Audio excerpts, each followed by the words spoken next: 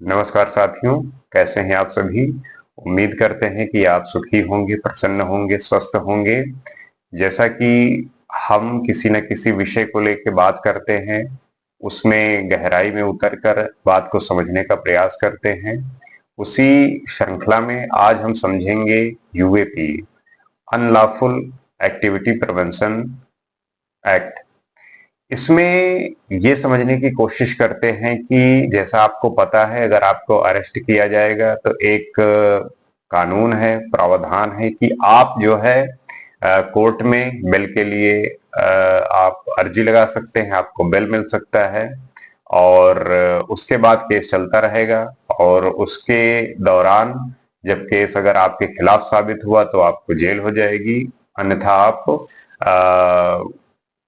बरी हो जाएंगे, आप मुक्त हो जाएंगे।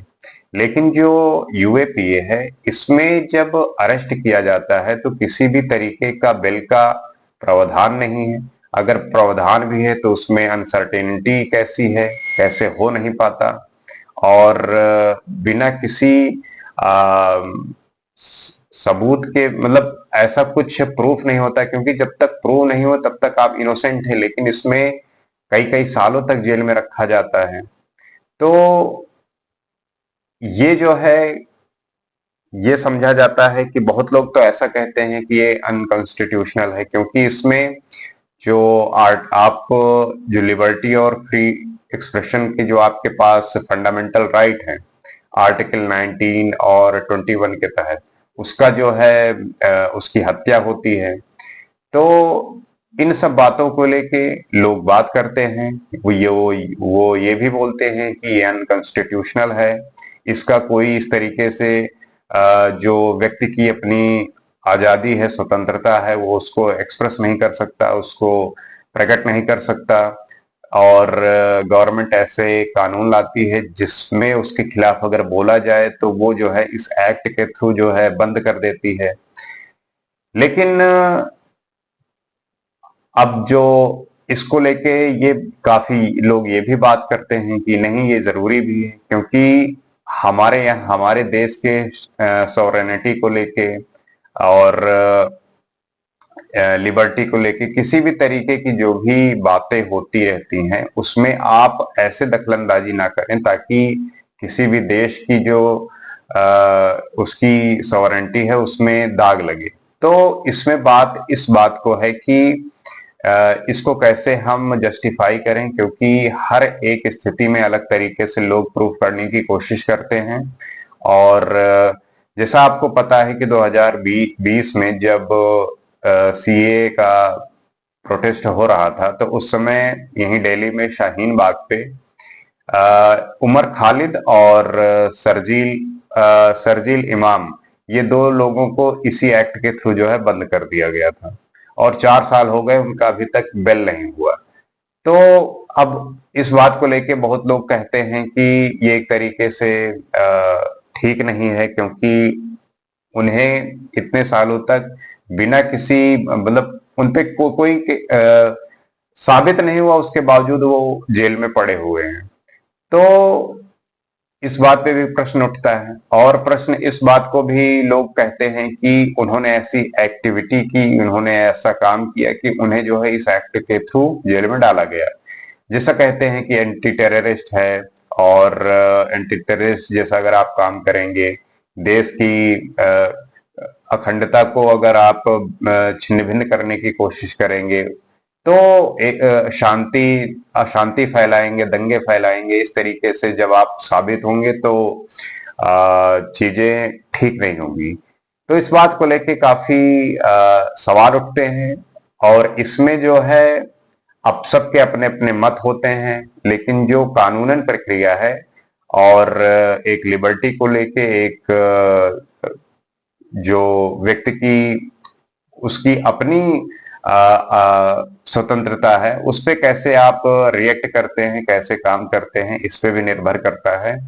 क्योंकि अगर चीजें संतुलन बनाए रखने के लिए कुछ कानून ऐसे होते हैं जो उसको इम्प्लीमेंट करना होता है, लेकिन बात यही आती है, जैसे सुप्रीम कोर्ट पे कई बार सुप्रीम कोर्ट ने भी इस बात को लेके कहा है। जब लोगों ने पूछा तो उन्होंने कहा कि ये बात तो ठीक है कि जैसे मान लीजिए जो भी सरकार है इसका मिसयूज कर सकती है, क्योंकि अगर मान लीजिए एक जो क्रिटिसिज्म है और जो एंटी टेररिस्ट है, कभी कभी कहते हैं एक थिन लाइन होती है कि आप गवर्नमेंट का क्रिटिसिज्म कर रहे हैं, उसको लगा कि आप जो है देश के खिलाफ बोल रहे हैं, तो उसका इसका गलत मिसयूज कर सकता है, आपको जेल में डाल देगी। लेकिन अगर आप सिर्फ क्रिटिसाइज कर रहे हैं, सरकार के जो बनाए हुए स्कीम है उसका विरोध कर रहे हैं, और उसके बावजूद उसको उसके अगर इसके तहत अगर आपको जेल में डाल रही हैं इस एक्ट के थ्रू, तो ये गलत बात है।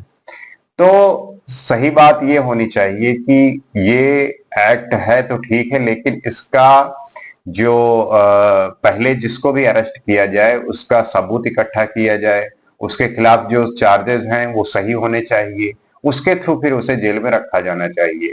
लेकिन अगर वो इनोसेंट है और सिर्फ सरकार की नीतियों को लेके अपने फ्रीडम ऑफ एक्सप्रेशन और लिबर्टी को लेके बात तो वो इंडिविजुअली कर रहा है, तो जो उसको कॉन्स्टिट्यूशन ने प्रोवाइड किया है बोलने का हक, तो उसके तहत उसे अरेस्ट करना ठीक बात नहीं है। तो इसको लेके लोगों की अपनी अपनी राय है, और लेकिन राय बनाना उसको कानून के तहत चाहिए, जो कानून बताता है, जो कानून कहता है, जो कॉन्स्टिट्यूशन में हमारे लिखा हुआ है उसके तहत चलना चाहिए।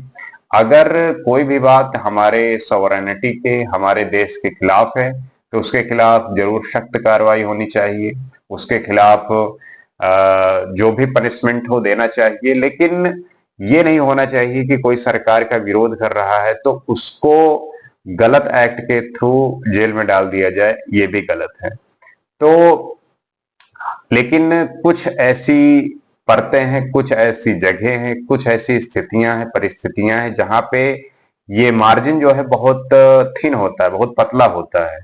तो कभी कभी चीजें जो दिखती हैं वैसी होती नहीं, और होता यह है कि आप सिर्फ मान लीजिए सरकार का विरोध कर रहे हैं, लेकिन वो आपको एंटी टेररिस्ट या देश की शांति को भंग करने, दंगा उंगा फैलाने के तहत आपको वो अरेस्ट करके जेल में डाल देती है। तो ये गलत है। अगर हाँ वो वाकई में सच में कर रहा है तो गवर्नमेंट का ये हक बनता है, और फिर वो उसको डाले, वो बिल्कुल सही है और होना भी चाहिए। तो इसका जो है गलत मिसयूज ना हो। सरकार जो है इस पे ध्यान देने की बात यह है कि इसका किसी भी तरीके से किसी भी व्यक्ति पर गलत प्रभाव ना पड़े, क्योंकि किसी भी व्यक्ति को अगर गलती से भी उसको जेल में रखा गया है तो उसका जीवन एक तरीके से खराब हो रहा है, और उसके साथ साथ उसका परिवार और उसके जो विचार हैं या जो भी उसकी स्थिति है उस पे उसको काफी ज्यादा सहन करना पड़ता है, उसका जो है जीवन एक तरीके से खत्म होता जाता है।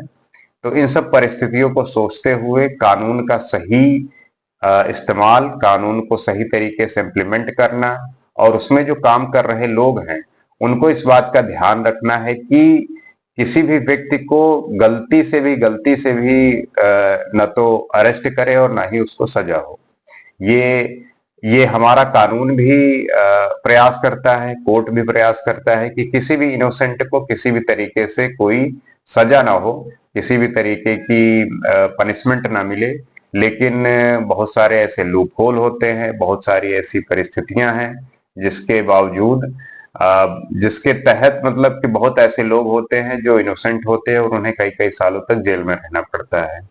तो इसमें एक थोड़ा लचरपन नजर आता है, एक लचीलापन है, इसमें एक ठोस कार्रवाई हर एक एक्ट में और हर एक निर्णयों में होनी चाहिए, एक सख्ती होनी चाहिए, निर्णयों को लेके साफ सुथरा छवि होनी चाहिए पुलिस डिपार्टमेंट की, अदालत की, और वो करते भी हैं, वो साफ भी हैं, सब कुछ है। लेकिन कभी कभी ऐसा होता है, कुछ केसेस ऐसे होते हैं जहां पे शायद ये नहीं कि वो सक्षम नहीं है, सब कुछ है, लेकिन बहुत ऐसे केसेस आते हैं जहां पे आपको देखने को मिलता होगा, आप न्यूज में देखते होंगे कि कोई इनोसेंट था लेकिन वो कई साल तक जेल में रहा, उसके बाद उसे छोड़ा गया।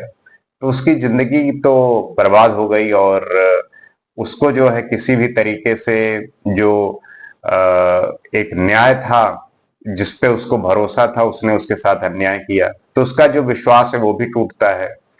तो इन सब बातों को ध्यान में रखते हुए सरकार को, कानून को, अदालत को और इंडिविजुअली जो लोगों का परसेप्शन है उसमें भी बदलाव की जरूरत है, उसमें भी एक सजगता की और समझदारी की जरूरत है।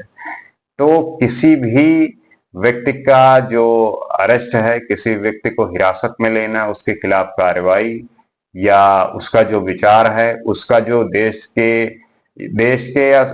के खिलाफ तो नहीं हुई होना चाहिए, बिल्कुल भी नहीं। सरकार की जो स्कीम है, नीतियां हैं, जो उनकी बनाई हुई पॉलिसी है, उसके खिलाफ अगर वो कोई बात कह रहा है तो उसका वो हक है, वो कह सकता है। लेकिन एक जो दायरा है कि उसमें देश की जो सॉवरेनिटी है, देश की जो शांति है, भंग ना होने पाए, किसी भी तरीके का दंगा फसाद ना क्रिएट करे, तो ये सब बातें ध्यान रखने की जरूरत है। तो आशा करते हैं कि जो अनलॉफुल एक्टिविटी प्रिवेंशन एक्ट है, वैसे तो 1968 से ये चालू हो गया था, 19 में कुछ और इसमें अपडेशन हुआ है। तो इस बात को आप समझे होंगे और आप इसके केसेस देखे ही होंगे, आप जानते ही होंगे। आपकी क्या राय है, आप क्या समझते हैं, आप भी व्यक्त करिए, आप भी बताइए। और इसी तरीके से हम आपस में बात करते हुए अपने जो इंफॉर्मेशन की, जो अपने ज्ञान की रिक्तता है, कोश में थोड़ा और वृद्धि करेंगे, जानने की कोशिश करेंगे। आज के लिए इतना ही। अगले वीडियो में किसी और विषय पर बात करेंगे। नमस्कार।